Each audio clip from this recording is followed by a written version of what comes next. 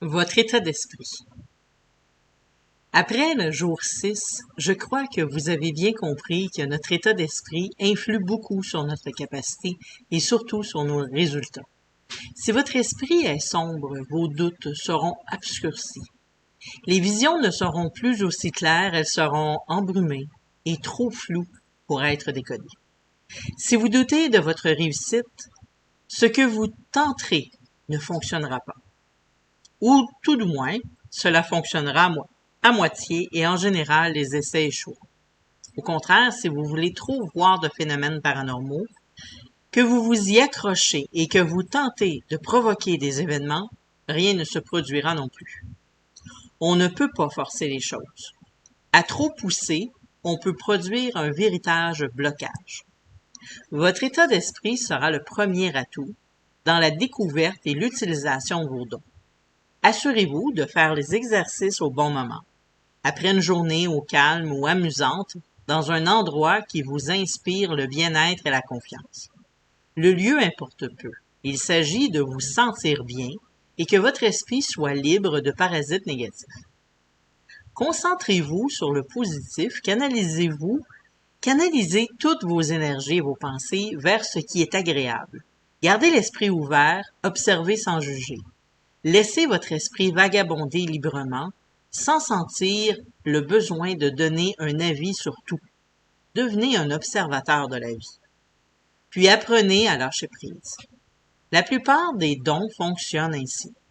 D'abord une concentration totale sur le but à atteindre, et ensuite un véritable lâcher prise. Si une situation reste ancrée dans votre esprit, entraînez-vous à lâcher prise.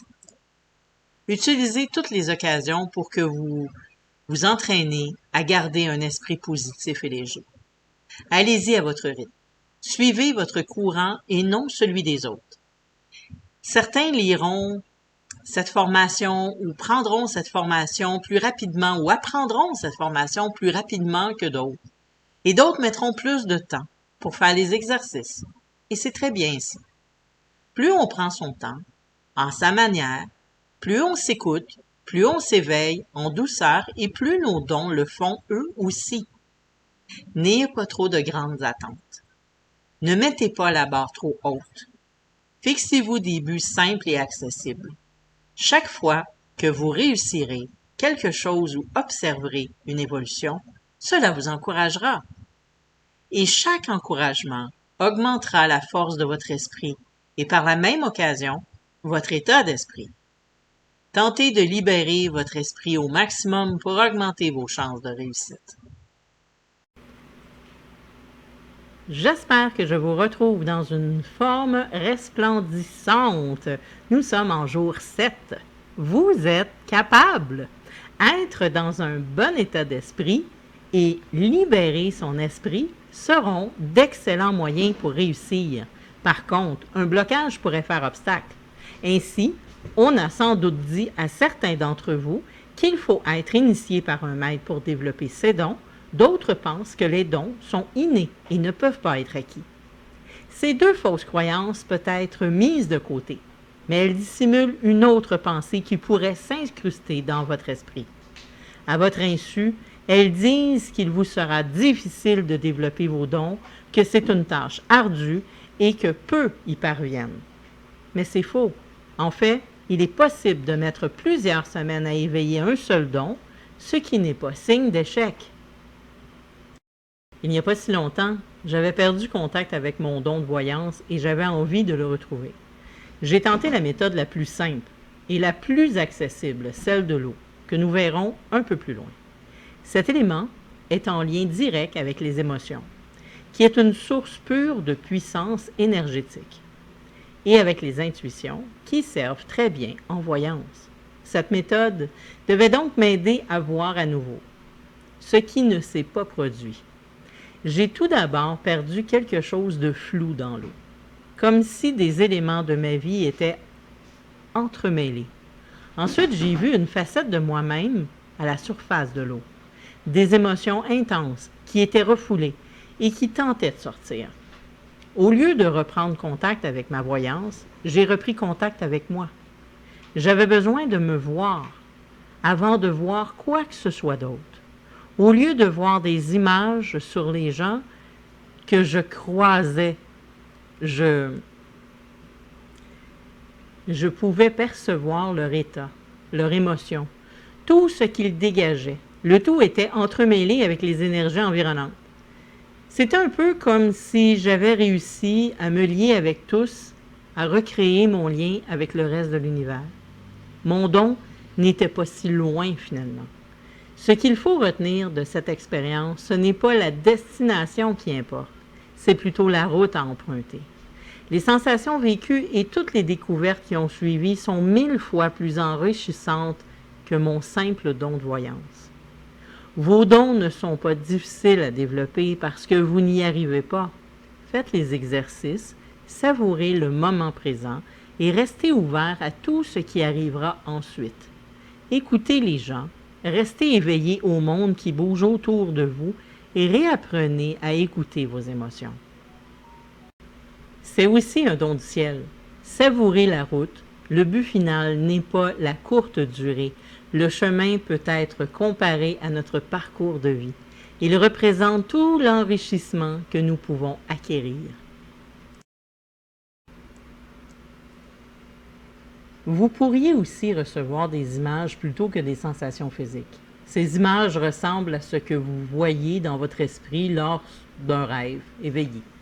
Elles sont souvent présentes sous forme de scénarios. Vous voyez des gens qui prennent place, parlent et font des gestes. Par exemple, un jour, je me demande comment vont mes anciens collègues de travail. Je prends le temps de faire une courte méditation, puis je me connecte sur l'endroit. Je suis relié au bureau de la réception et j'ai une vision fixe. Je vois alors passer un collègue ou une collègue avec qui je n'ai plus de contact direct.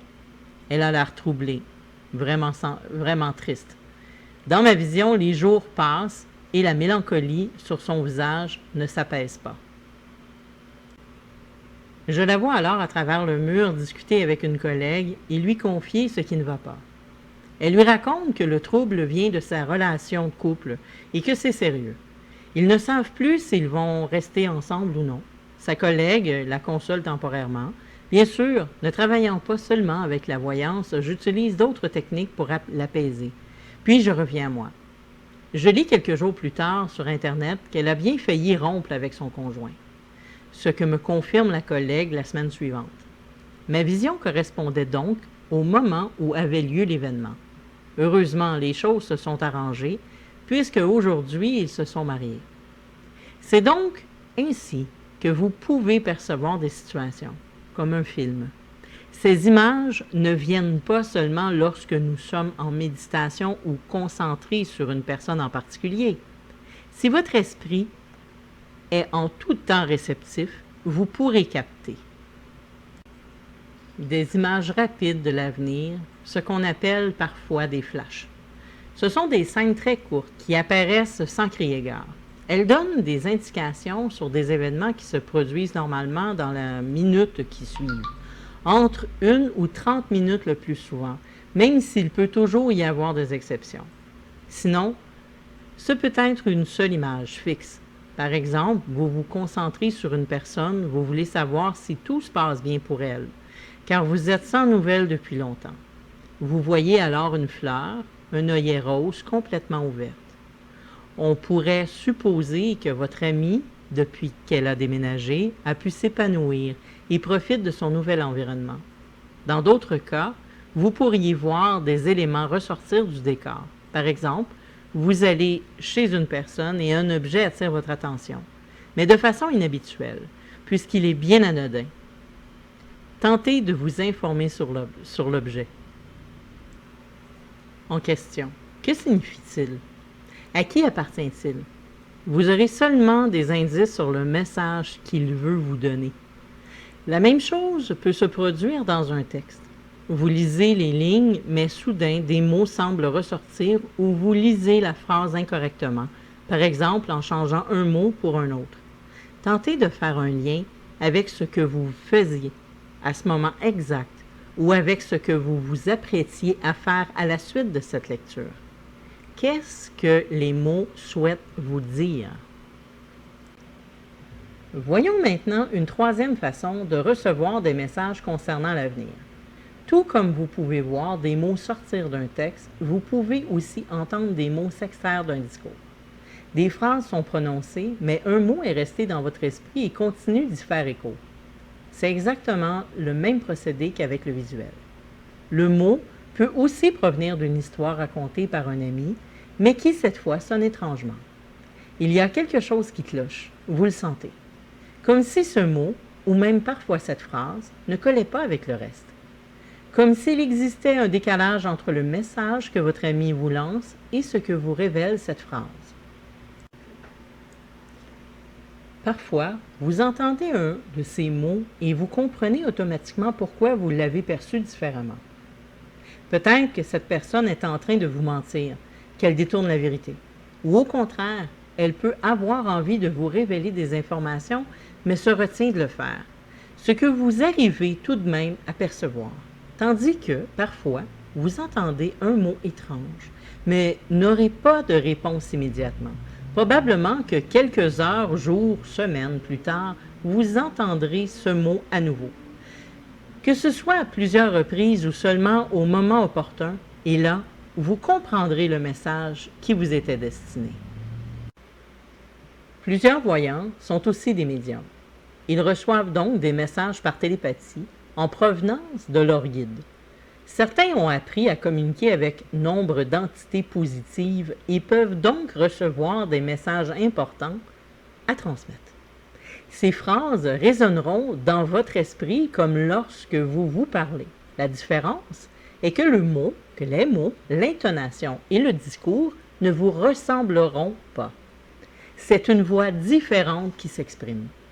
Vous pouvez donc entendre des conseils sur une situation à venir, obtenir plus d'informations avant de faire un geste pour ne pas commettre d'erreur, apprendre à mieux connaître une personne qui aurait pu vous faire du tort.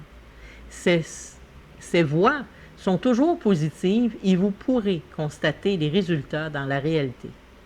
Elles donnent des suggestions que vous pouvez choisir de suivre ou non. Bien sûr, il faut profiter du potentiel de votre don et les écouter. Il existe une autre voix qui vient de plus profond en nous et qui souhaiterait s'exprimer. On l'appelle la voix du guide intérieur. Votre moi profond vous donne des indications. Il sait se brancher sur le courant énergétique et canaliser les informations extérieures et est à la base un voyant né. Par contre, il s'agit de la voix la plus difficile à écouter, car elle ne pense qu'à notre bien. Et souvent, nous n'avons pas envie de faire des choix qui peuvent chambarder complètement notre vie, sous prétexte de nous rendre plus heureux. C'est aussi la voix qui est couverte par les nombreuses voix et personnalités de l'ego. Par contre, elle est bien présente et réelle pour chacun d'entre nous. Cela dit, les exercices devraient vous permettre de le contacter.